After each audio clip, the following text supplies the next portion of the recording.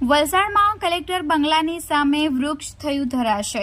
વલસાડના તિથલ રોડ ઉપર કલેક્ટર બંગલાની સામે બેંક ઓફ બરોડાની બાજુમાં મહાકાય આંબલીનું વૃક્ષ ધરાશય થયું હતું, જેને લઈ વીજ તાર તૂટી પડ્યા અને દિવાલ સહિત નજીકમાં આવેલી એક લારીમાં નુકસાન થયું હતું।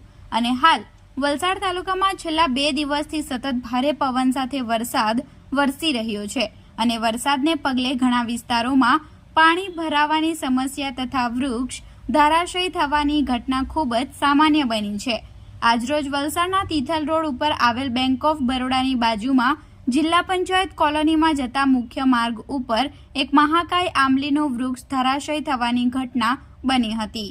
જોકે આ ઘટનામાં વીજ જોડાણના મુખ્ય લાઇન ઉપર વૃક્ષ પડતા આસપાસના વિસ્તારમાં વીજ પુરવઠો ખોરવાઈ જવા પામ્યો હતો અને એક પાણીપુરીની લારી તથા વીજ થાંભલો પણ આ ઘટનામાં દબાઈ જવા પામ્યો હતો।